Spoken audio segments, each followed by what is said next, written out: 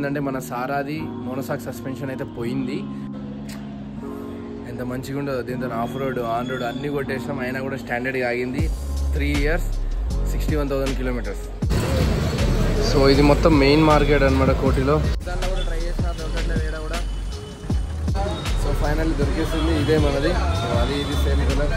So always welcome back to our channel. అప్సప్ కేసే యాప్ everyone is good. So last video వచ్చేసి నేను హీరో వాళ్ళది ఆఫ్ రోడ్ బీట్కి అయితే వెళ్ళినా కదా. సో అదైతే ఎడిట్ చేస్తున్నా, ఈ సండే అయితే అప్లోడ్ చేస్తా. అండ్ ఇవాళ సాటర్డే.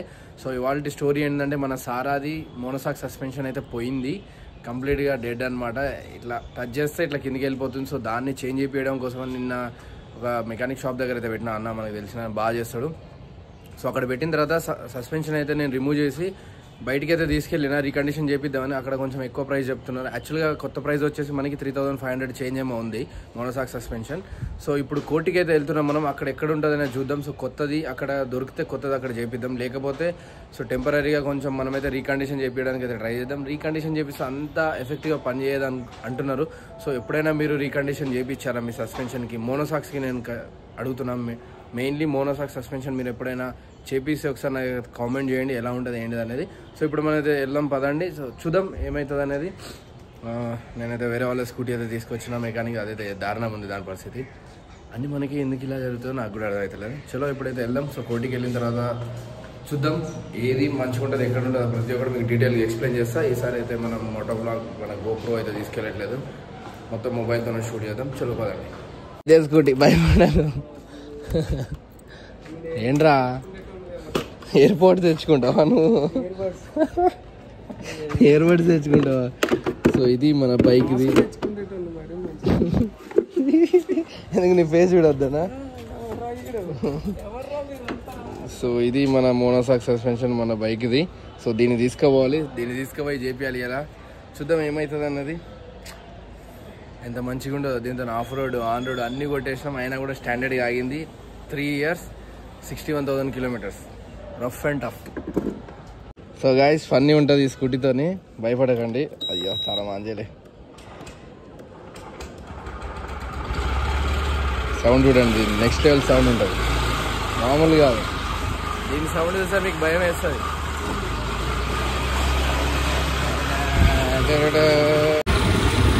ఈ స్కూటీ కూడా ప్రాబ్లం ఉంది, ఇంజన్కి వచ్చింది. కానీ మేము చూడండి కష్టపడి దీన్ని తీసుకోబోతున్నాం, అసలు పోతలేదు. ఎంత ఎక్సలేటర్ ఇచ్చినా చూడండి.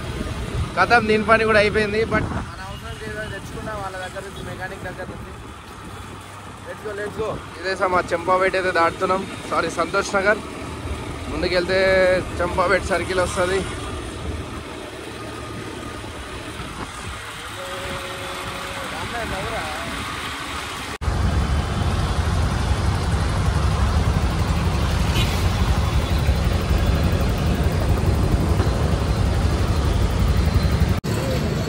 సో ఇది మొత్తం మెయిన్ మార్కెట్ అనమాట కోటిలో.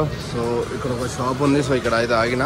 సో వీళ్ళ దగ్గర అయితే ఉన్నది అని చెప్పి చూద్దాం ఎంత ఉంటుంది ఏంటనే ప్రైస్ బయట దానికి ఇక్కడ ఎంత కంపేర్ చేసి తీసుకోవాలి మనం, చూడాలి. కొత్తదా పాతదా అనేది కూడా తీసుకోవాలి ఫస్ట్ జాగ్రత్తగా. Let's see. సో అందరూ మ్యాక్సిమం రాజధానిలో ట్రై చేయన్నారు. సో రాజధానిలో కూడా ట్రై చేసిన దొరకట్లేదు ఏడా కూడా. సో ఇప్పుడు బజాజ్ షోరూమ్ అక్కడ ఉంది కదా, అక్కడికి వెళ్దాం, చూద్దాం ఏమవుతుంది అనేది ఒకసారి. సో గైస్ ఫైనల్ అయితే వచ్చేసి చూద్దాం. ఇదే మనది. ఎంత 365.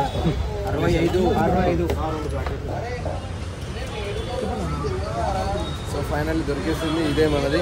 సో అది ఇది సేమ్ కలర్ తీసుకున్న బాగా. సో గైస్ ఫైనల్లీ తీసేసుకున్నాం. సో ప్రైస్ చూపిస్తాం మీకు. సో ప్రైస్ వచ్చేసి 3,104 రూపీస్. యాక్చువల్గా ఇదే మనం షోరూంలో తీసుకుంటే 3,560 రూపీస్ చేంజ్ అయితే చెప్పారు. సో అందుకని నేను బయటకు వచ్చి చూద్దామని అయితే చూసిన. సేమ్ జెన్యున్ స్పేర్ పార్ట్సే బజాజ్ వాళ్ళదే, అదే ఏం డిఫరెన్స్ లేదు. చలో ఇక మనం బైక్ దగ్గర పోదాం. సో ఇది మన సారా సిచ్యువేషన్, ఇప్పుడు ఎక్కియాలి దీన్ని.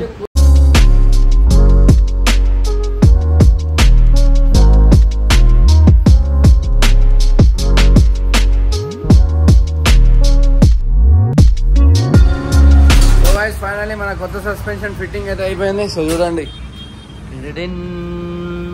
సో కొత్తది ఫిట్టింగ్ అయితే కంప్లీట్ అయిపోయింది.